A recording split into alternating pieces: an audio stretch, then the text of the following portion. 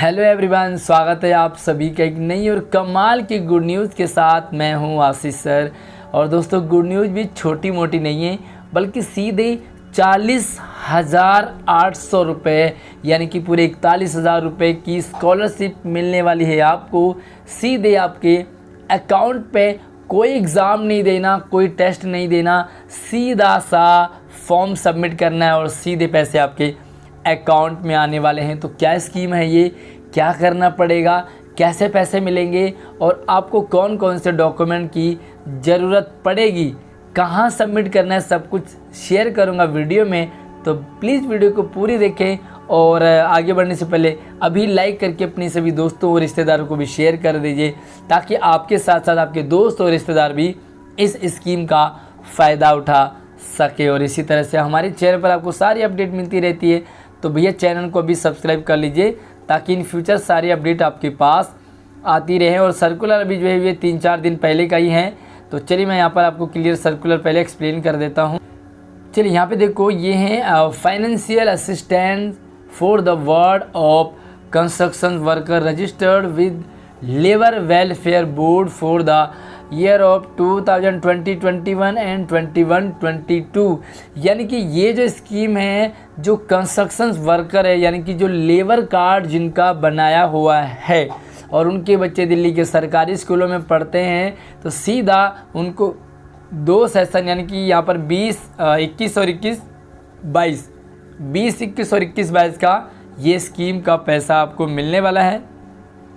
तो दोस्तों, सिंपली बात ये है कि अगर आपका लेबर कार्ड बना हुआ है, और लेबर कार्ड कैसे बनेगा, क्या इसका पूरा फॉर्मेट होगा ताकि आपको इजीली मिल जाए, आपका कैंसिल ना हो।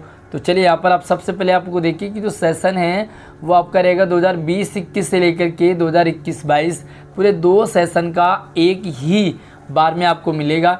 अगर आपका कोई भी बच्चा हो जो इस सेशन में स्कूल में पढ़ रहा हो, ओके, तो सिंपली यहाँ पर क्या है कि अगर आपके पास ज़्यादा बच्चे हैं तो ज़्यादा बच्चों का नहीं मिलेगा, लेकिन यहाँ पर मैक्सिमम 2 यानी कि 2 बच्चों को ये स्कॉलरशिप मिलेगी। अगर आपके 2 बच्चे, 3 हैं 4 हैं तो नहीं मिलेगा भैया, 1 है तो 1 को मिल जाएगा, 2 हैं तो 2 बच्चों को इसका फ़ायदा मिल जाएगा। और यहाँ पर कुछ बच्चे हैं जिनको कि इसका फ़ायदा नहीं मिलेगा। तो सिंपली तो बहुत सारे लोगों के सवाल होते हैं कि भाई अगर आपका स्टूडेंट फेल हो गया हो, आपका बच्चा फेल हो गया है या रिपीट है, यानी कि सेम क्लास में है, फेल हो गया हो या वो रिपीट कर रहा हो, तो भैया उनको भी इसका पैसा मिलेगा सीधा। कोई भी दिक्कत आपको नहीं आएगी, चाहे बच्चा फेल हो गया हो या रिपीट आया हो, सबको मिलेगा। एक कंडीशन में नहीं मिलेगा, अगर आपका बच्चा लॉन्ग अब्सेंट में है, आपका बच्चा लंबे टाइम से स्कूल ही नहीं जा रहा, तो भैया आपको यहाँ पर इसका फ़ायदा नहीं मिलने वाला है। तो आपको क्या करना होगा, सिंपली जो ये स्कीम है ये है 25/6/2022, यानी कि 25 जून तक इसकी लास्ट डेट है। लेकिन मैं आपको ये कहूँगा कि 25 जून नहीं, बल्कि आप जो है मैक्सिमम 20 जून तक अपने सारे डॉक्यूमेंट सबमिट करेंगे। सारे डॉक्यूमेंट 20 जून से पहले अगर कोई प्रॉब्लम्स होती है आपके डॉक्यूमेंट में, कोई भी थोड़ा सा कमी बेसी रह जाती है, तो उसे 21, 22, 23 में पूरा किया जा सकता है। और अगर आप लास्ट डेट 25 तारीख का वेट करेंगे तो शायद आपसे गलती हो जाए और आपका फॉर्म रिजेक्ट हो जाए। तो फॉर्म रिजेक्ट नहीं होना है, 20 तारीख से पहले इस वीडियो को भी सभी लोगों तक शेयर कर दीजिए। तो भैया सिंपली बात ये है कि अगर आपका बच्चा स्कूल में पढ़ रहा हो या आप स्कूल पार करके वो कॉलेज लेवल में भी जाने लगा हो, तो उसको इसका पैसा मिलेगा। और यहाँ पर मैं आपको थोड़ा सा पहले क्लियर कर देता हूँ कि भैया पैसे किस हिसाब से आपको मिलेंगे, उसके बाद आगे बात करते हैं। सबसे पहले आप यहाँ पे देखो कि अगर आपको कोई भी प्रॉब्लम आती है, यानी कि आपके फॉर्म वगैरह में कोई दिक्कत हो, आपके लेबर कार्ड वगैरह में कोई दिक्कत हो, किसी भी टाइप का किसी भी एरर हो, तो उसे सुधारा जा सकता है। तो आपको आपके स्कूल में जो सबसे पहले तो क्लास टीचर है उनसे कांटेक्ट करेंगे। और अगर आप हमारे स्कूल में पढ़ रहे हो तो सिंपली बात है भैया, हमारे स्कूल में अगर आप पढ़ रहे हो तो हमारे स्कूल में एक संगीता देवी नाम की मैडम है, आप उनसे जाकर के मिलेंगे अपने डॉक्यूमेंट के साथ, तो आपको ये स्कीम मिल जाएगा। यहाँ पर हम बात करेंगे कि भैया किस किस तरीके से मिलेगा। तो देखो, the rate of the scholarship are under, यानी कि अगर आप पहली क्लास से लेकर के 8वीं क्लास तक में पढ़ रहे हैं, पहली से लेकर 8वीं क्लास में, तो आपको 500 रुपये पर मंथ, 1 महीने का 500 रुपये, और ये 12 महीने के मिलेंगे सीधा 6,000 रुपये। अगर आप 9th और 10th में पढ़ रहे हैं तो आपको मिलेगा 700 रुपये पर मंथ के अकॉर्डिंग। और यहाँ पर अगर हम इसे इंटू करेंगे 12 से तो सीधा 8400 यानी कि 8400 रुपये पूरे साल के। और अगर आपका बच्चा 11th और 12th में पढ़ रहा हो तो यहाँ पर 1000 रुपये पर मंथ के अकॉर्डिंग आपको मिलेंगे 12,000 रुपये पूरे एक साल के। और दोस्तों ये हैं आपके लिए 2 साल का, यानी कि 20-21 और 21-22 2 सेशन का पैसा है। तो अगर आप 11th-12th में हैं तो 12,000 के दुगने हो जाएंगे 24,000। और ये मिलता है 2 बच्चों को मिलता है। तो अगर आपका बच्चा 9th और 10th में है तो यहाँ पर आपको मिल जाएंगे सीधा मिलेंगे आपको तो यहाँ पर 41,000 रुपये के अराउंड में। और अगर आपका बच्चा 11th और 12th में दोनों क्लासेज में पढ़ रहा हो तो यहाँ पर आपको 48,000 रुपये सीधे मिल जाएंगे। यहाँ पर दूसरी बात मैं आपको क्लियर कर देना चाहता हूँ कि अगर आपका बच्चा अभी कॉलेज में पढ़ रहा है, यानी कि फर्स्ट ईयर में पढ़ रहा हो, तो उसे 2 साल पीछे का मिलेगा। यानी कि उसने जब 11th किया था और 12th किया था तो 11th और 12th के 2 साल के मिलेंगे। अगर आपका बच्चा BA फर्स्ट ईयर यानी कि ग्रेजुएशन में सेकेंड ईयर का स्टूडेंट है तो उसे 1 साल का पैसा मिलेगा, यानी कि 12th का। और ये पैसा जो पीछे 2 साल पुराना है, लाइक अगर आप 8th क्लास में पढ़ रहे हो, यहाँ पे आपको थोड़ा सा क्लियर कर दो, अगर आप 8th क्लास में पढ़ रहे हो तो आपको ये पैसा 7th क्लास का और 6th क्लास का मिल रहा है, 2 साल का मिलेगा। और अगर आपका 7th क्लास में आप पढ़ रहे हो तो आपको 6th क्लास का मिलेगा और 5th क्लास का।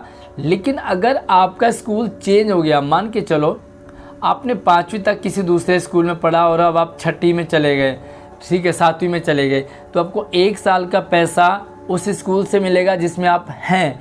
लेकिन जो पिछले साल यानी कि स्कूल आपने 5वीं में कर दिया चेंज, तो 1 साल का पैसा आपको पिछले स्कूल से मिलेगा जिसमें आप पहले पढ़ रहे थे। ये सिंपल सी बात है। आपको डॉक्यूमेंट कौन कौन से चाहिए, तो सबसे पहले यहाँ पर बच्चे का आधार कार्ड होना चाहिए, बच्चे का ही पासबुक होना चाहिए, यानी कि जो पासबुक है उसमें बच्चे का नाम होगा।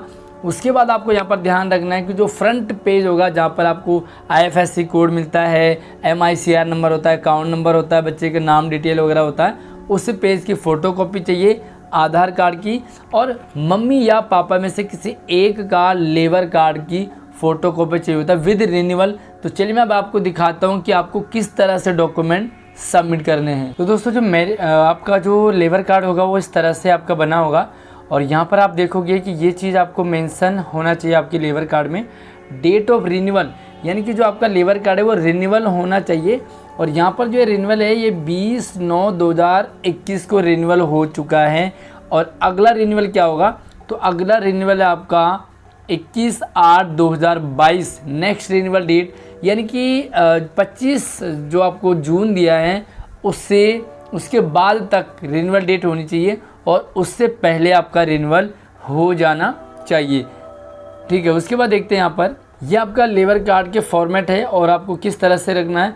मान लीजिए आपका जो भी बच्चा है उस बच्चे के यहाँ पर डिटेल होनी चाहिए, क्वालिफ़िकेशन, और यहाँ पे आप देखो क्या रिलेशन है बच्चे के साथ, कौन सी क्लास में पढ़ता है, तो ये मेंशन होना बहुत ज़रूरी है, अदरवाइज़ आपका पैसा कैंसिल हो जाएगा।